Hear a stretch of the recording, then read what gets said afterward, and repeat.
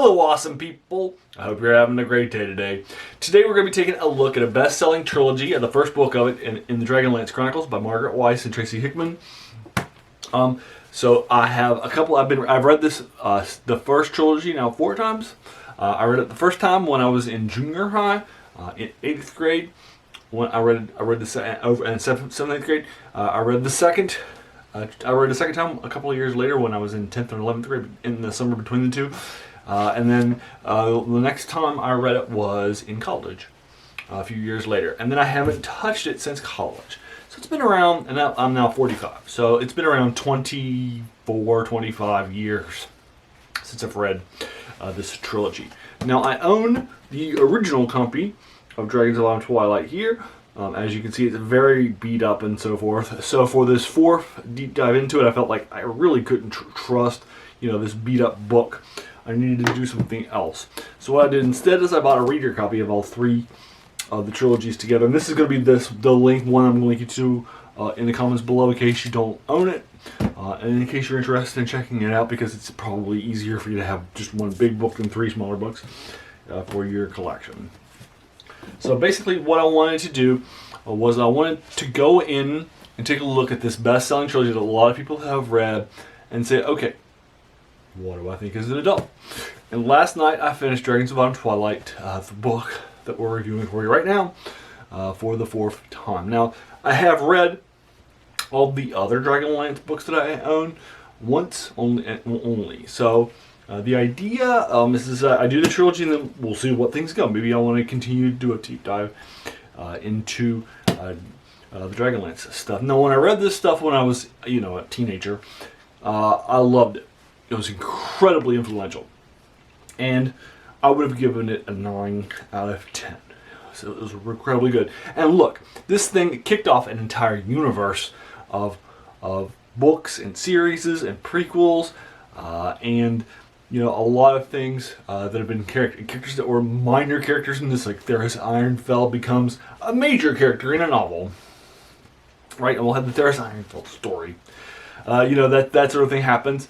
And so a lot of different things. You have this legend that's listed in here at the end of book 1, a poem called The Legend of Huma. Well, we're going to have The Legend of Huma in a book written by Richard A. Nack, and then he introduces a side character who's a Minotaur, so we'll have a couple of sequels with the side character, the Minotaur, right?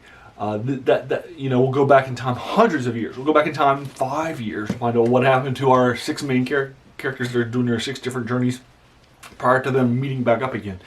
There's a lot of different stuff, and the 2 main authors just puts Margaret Weis and Tracy Hickman on a map in a major way. Wizards of the Coast said they're a good tag team because one of them, Hickman, cares a lot about the good guys and has a real fascination for the good guys, and the other one, Margaret Weis, has more of a fascination with the darker side of things. So they're a good tag team for that reason. So put them on the map in a major way. They're going to publish the Dark Sword trilogy, which I've read once on I own. They're going to publish a 7-book series called the Deathgate series. They'll publish other things in the Dragonlance stuff. There's a sequel after this based on the twins. Sorry for the jump cut there. I got a phone call and I was on duty while I was doing it, so I'm going to go back to my video. Like I said, they've done a sequel based on around the twins. Of the trilogies. They've also done a 2nd generation where they have a bunch of novellas. They've got a sequel to Dragons of Summer Flame to this series, and then they've got several other trilogies that they've written in this world. So they keep coming back to it over and over again. This is sort of their bread and butter. And many of these things are going to open up as bestsellers. Like, for example, the first book in a series that's written in the early 2000s opens up at like number 12 on the bestsellers list, and the final book in that series will open up at like number 10 on the bestsellers list. So this continues to be Weis and Hickman's bread and butter stuff moving forward, which is pretty cool. But anyway, we're going to be looking at Dragons of Autumn Twilight, and I'm only going to be giving this a 7 out of 10. Like I mentioned before, when I was a kid, I would have given this in college. I would have given this a 9 out of 10. It was also hugely influential. A lot of people have read it. But I'm only going to be giving it a 7 out of 10 now that I'm going back to it. I'm seeing more, from somebody who's read a lot of things since then. And I've read things that are actual proper knowledge. and a 9 out of 10 is rare, right? A 10 out of 10 is only for like rare classics. A 9 out of 10 is also that are reserved for rare classics. And an 8 out of 10 is a really high rating. It's really good. A 7 out of 10 is still good. It's still worth your time. There are some things, for example, the first novel is built in a world of modules. And so basically what happened was, because it was a game world, some modules were created, and then they wrote their book around the modules, and then for the future books in the series, they would write the books first and then create the modules afterwards. I feel like that second way is probably going to be a more organic way of writing. This does feel a little modular at times as a result, because of the, again, these adventure modules are in there. It feels a little more episodic than I remember it being. And those things are also. I do remember them in later books where the world will skip entire scenes, like they'll go on a journey and they'll come back from it. They've already completed the journey, but you can go check it out. It is module, right? And I do think that is to this series' detriment. One of the things I do think is really good in Dragonlance Twilight, going back to it for the fourth time, is I do like the balance of characters. The characters here have fun character arcs. There's different things happening.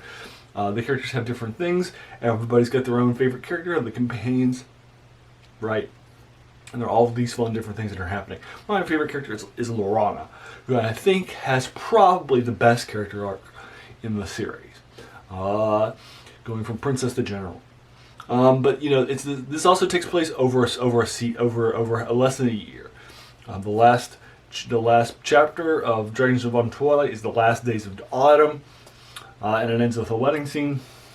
And then you move into the second book, which is 3 months of winter, and then the last book, which is 3 months of spring, and then you're done with the series, which is less than a year. And a lot will happen during these 9 months. An entire war will be fought. Now, going back and reading it, it does feel like a lot of stuff's happening in just a couple of months. But it's very well done. The characters are well balanced. The dialogue is really strong in Dragons of Twilight. So I'm giving it a 7 out of 10 now that I'm kind of an adult and going back to it. It does have it's fine with the reading. I'm not going out of my way to say that these are two good wordsmiths, particularly in their first novel together as a tag team. But obviously, I like them enough that I've got their Deathgate cycle, their Dark Sword trilogy, right? I continue to go to them again and again and again. So I definitely do enjoy this author tag team. It's worth your time.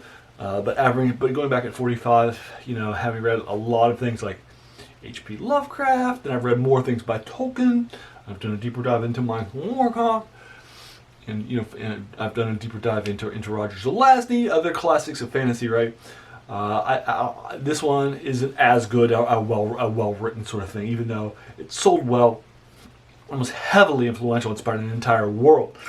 Brought a lot of people to the table for the first time, and this was an entrance for a lot of people into Dungeons and Dragons, because this was their first. They didn't read. They didn't start playing the game until after they read these novels. So it was definitely a good entrance for a lot of folks. And it was definitely worth your time, but I wouldn't say that this is at the same level, as some of these other works that got higher rate or that have gotten higher ratings for me than this 7 out of 10. But it's still definitely worth your time. Dragons of Autumn Twilight. It opens up, if you haven't read it, and I'll keep this spoiler review in case you have, keep this spoiler free.